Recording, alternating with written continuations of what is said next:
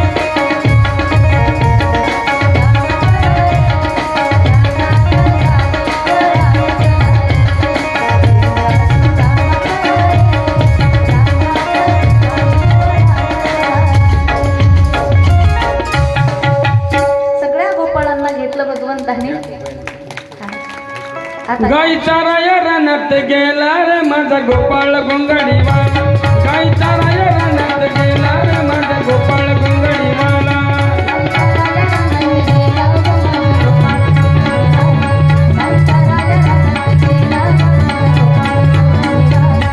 गोपाळ गोंगडीवाला गाई चाराया रानात गेला रे माझा गोपाळ गोंगडीवाला, गाई चाराया रानात गेला रे गाई गोपाळ गोंगडीवाला. गेला ग माझा गोपाळ घोंगडीवाला, गाई चाराया रानात गेला ग माझा गोपाळ घोंगडीवाला, माझा गोपाळ घोंगडीवाला.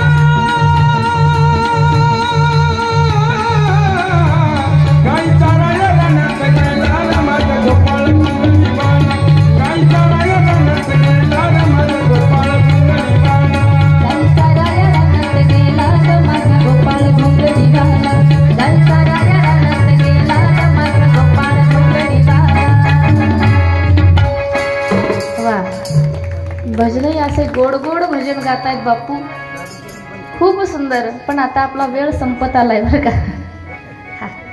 कारण घड्याळ ही कुणासाठी थांबत नाही, वेळ कुणासाठी कधी थांबत नसते. अगदी 10 मिनिटात आपल्याला गोवर्धन पूजेपर्यंत जायचं आहे.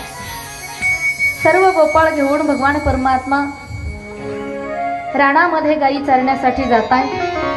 अनेक प्रकारच्या लीला त्या यमुनेच्या काठावरती त्या वाळवंटामध्येही करत आहेत. एक दिवसाचा प्रसंग,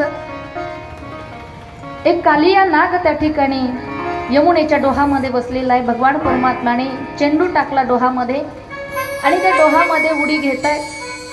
कालिया सोबत युद्ध करत आहेत. भगवान कालियाला त्या डोहातून बाहेर काढून देत आहेत आणि यमुनेचं पाणी त्या ठिकाणी शुद्ध आणि निर्मळ त्या ठिकाणी बनवतात. कारण यमुना मैया ही भक्ती आहे आणि भक्ती ही नेहमी शुद्ध असली पाहिजे, निर्मळ भक्ती असली पाहिजे.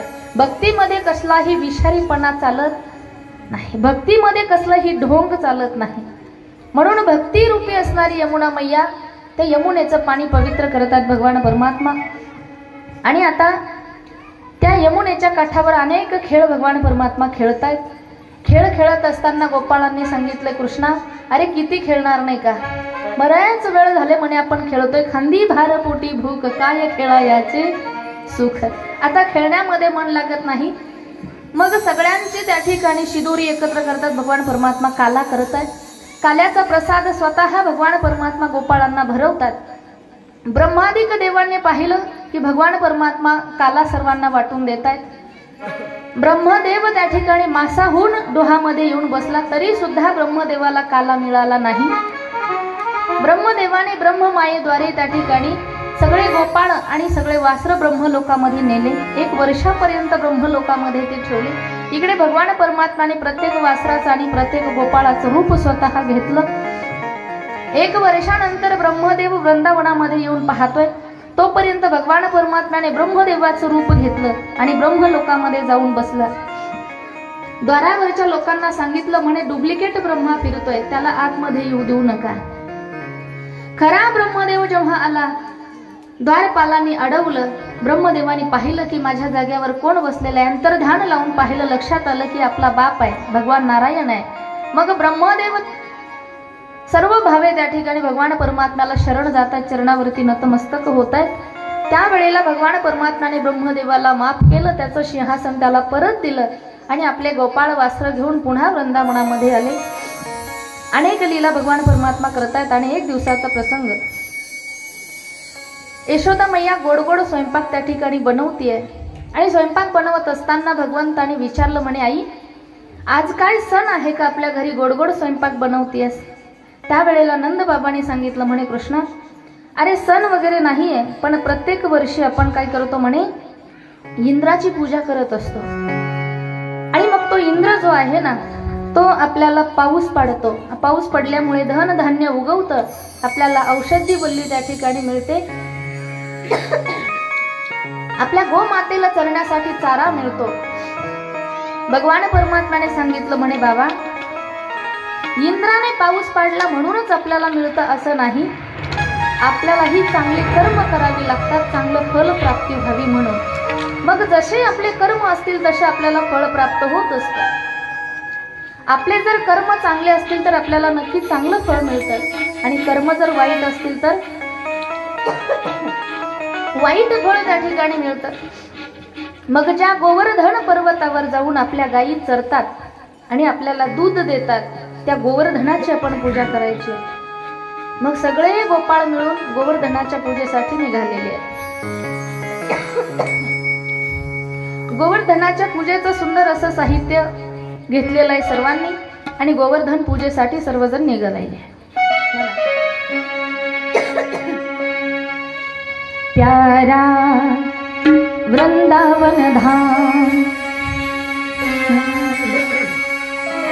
श्री गोवर्धन महाराज महाराज, तेरे माथे मुकुट विराज रहो.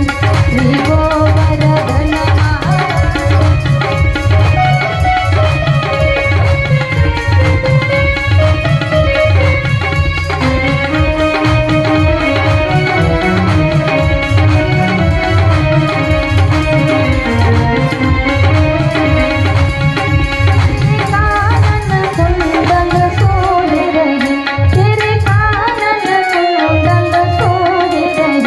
और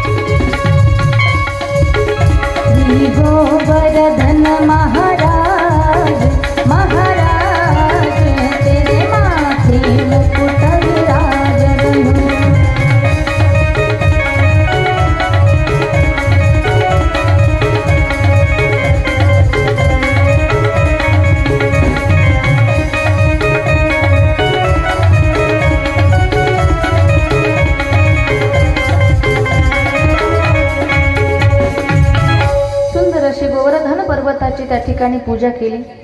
स्वतः भगवान परमात्मा गोवर्धनाचं रूप घेताय. सुंदर असणारं ते गोवर्धन भगवंताचं रूप खुलून दिसू लागलं. सर्व वृंदावनवासियांनी गोवर्धनाची पूजा केली. आणि ज्या वेळेला गोवर्धनाचा अभिषेक करायचा ना, तर जे तांब्या घागरी भरून पाणी आणलं होतं त्याच्याने कोपराही गोवर्धनाचा विजय नसा झाला. त्यावेळेला भगवान परमात्माने मानसी गंगा मैयाचं त्या ठिकाणी प्रार्थना केली. गंगेची मनात गंगेची प्रार्थना केल्यामुळे भगवंताच्या मनातून गंगा त्या ठिकाणी प्रगट झाली आणि त्या गंगा मैयाने गोवर्धनाला त्या ठिकाणी अभिषेक घातला. म्हणून भगवंताच्या मनातून प्रगट झाली, म्हणून त्या गंगेचं नाव आहे मानसी गंगा. बोलिये मानसी गंगा मैया की जय. सुंदर अशी पूजा केली गोवर्धनाची. स्वतः भगवान परमात्म्याने गोवर्धनाचं विराट रूप धारण केलं. अतिशय सुंदर असणारं ते रूप दिसू लागलं. सर्व गोकुळवासियांना वृंदावनवासियांना आनंद झाला. पण ज्या वेळेला ही गोष्ट इंद्राला समजली की वृंदावनवासियांनी आपली पूजा न करता गोवर्धनाची पूजा केली, मग त्या इंद्राने काय केलं, मुसळधार पाऊस पडायला सुरुवात केली. एवढा पाऊस पडला, एवढा पाऊस पडला, अतिवृष्टी त्या ठिकाणी होऊ लागली. एक एक पावसाची धार त्या ठिकाणी हत्तीच्या सोंडेप्रमाणे चालू होती. सगळीकडे पाणीच पाणी होऊ लागलं. सर्व वृंदावनवासी धावपळ करतात. अरे कृष्ण, आता काय करावं? त्यावेळेला भगवंताने सांगितलं की ज्या गोवर्धनाची आपण पूजा केली ना, तो गोवर्धनच आपलं सर्वांचं रक्षण करील. मग भगवान परमात्म्याने करंगळीवर तो गोवर्धन धारण केला आणि सर्व वृंदावनवासी त्या गोवर्धनाच्या खाली सुरक्षित त्या ठिकाणी येऊन थांबले. आणि असा तो पाऊस 7 दिवस 7 रात्री त्या ठिकाणी चालू होता. 7 रात्री पाऊस चालू होता. भगवान परमात्मा गोवर्धन घेऊन उभा आहे. काही वयस्कर गवळी त्या ठिकाणी होते. विचार करतात, अरे हे छोटंसं लेकरू 7 दिवसापासून गोवर्धन घेऊन उभा आहे. काठ्या घेऊन समोर आले. सांगतात की कृष्णा, अरे तू थोडासा आराम कर, तोपर्यंत आम्ही काठ्या लावतो म्हणे गोवर्धनाला. भगवंताच्या लक्षात आलं. ज्या वेळेस त्या गवळ्यांनी काठ्या लावल्या, भगवान परमात्माने थोडासा हात खाली केला, तेवढ्यात त्या काठ्या त्या ठिकाणी मोडून पडू लागल्या. Cut cut cut cut cut cut त्या काठ्या मोडून पडाल्या. पुन्हा भगवान परमात्माने तो गोवर्धन धारण केला आणि 7 दिवस 7 रात्री वृंदावनवासियांचं रक्षण त्या गोवर्धनाच्या खाली भगवान परमात्माने केलं. आता इंद्र स्वतः त्या ठिकाणी येऊन पाहतोय की सगळं वृंदावन त्या ठिकाणी पाणीमय झालं असेल. येऊन पाहतोय तर वृंदावनामध्ये पाणी काय, साधा चिखल सुद्धा नव्हता. कारण 7 कोस असणारा तो गोवर्धन आहे. गोवर्धनाची लांबी रुंदी किती आहे? 7 कोसाची आहे. 7 कोस तो परिसर त्या ठिकाणी कोरडा दिसला इंद्राला. इंद्राच्या लक्षात आलं, अरे हा कोणी सामान्य नाहीये. अंतर्ध्यान लावून पाहिलं, लक्षात आलं हा देवाचाही देव आहे, भगवान नारायण आहे. तेव्हा इंद्रही स्वतः भगवंताला शरण आला. भगवान परमात्म्याने इंद्रालाही त्या ठिकाणी माफ केलं. सुंदर असणारी ही गोवर्धन पर्वताच्या पूजेची कथा या ठिकाणी शुकाचार्य महाराज राजा परीक्षितीला सांगतायत. आपणही मोठ्या प्रेमानं श्रद्धेनं या ठिकाणी गोवर्धन भगवंताची पूजा केलेली आहे. सर्व गोकुळवासियांनी 56 भोग त्या ठिकाणी नैवेद्यासाठी आणले होते. त्यांनी बनवून आणले होते. आपणही मोठ्या प्रेमानं श्रद्धेनं शिदा रूपाने गोवर्धनाला त्या ठिकाणी भोग लावलेला आहे. सुंदर असं आयोजन नियोजन या ठिकाणी. आपलं पहिलंच वर्ष आहे भागवत कथेचं. आजची कथा आपली या ठिकाणी विराम घेणार आहे, कारण का हरिपाठावाल्यांनाही पुरेसा वेळ मिळाला पाहिजे.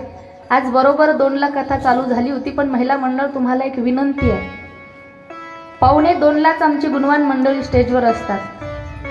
1:45लाच तुम्हाला कानावर आवाज पडतोय भजनाचा. जरी मी नाही, माझा आवाज जरी नाही आला तरी यांचा आवाज कानावर पडल्याबरोबर तुम्ही मंडपात आलं पाहिजे. आज मी आले तरी कोणीही मंडपात नव्हतं. मला पळून जावंसं वाटलं परत. असं करू नका. उद्या या मंडळींच्या वाद्याचा आणि भजनाचा आवाज कानावर पडल्याबरोबर तुम्ही मंडपात पाहिजे. ठीक आहे, तुम्हाला बोलते मी. उद्या मी येण्याच्या अगोदर तुम्ही सगळे मला मंडपात पाहिजे. ही कथेचा नियम आहे, ही पद्धती, हा शिष्टाचार आहे. वक्त्याच्या अगोदर सर्व श्रोते मंडपात पाहिजे. आता आणखी काय काय सांगावं लागतंय मला आणखी 2 दिवसात काय माहिती. आणि कमिटीवाल्यांना विनंती बरं का, हे जे व्यासपीठ पहिल्या दिवशी व्यासांसाठी ही गद्दी बनवलेली असते ना, पुन्हा 7 दिवस याला हात लावायचा नाही. हा, आज गादी तिकडं पडलेली होती.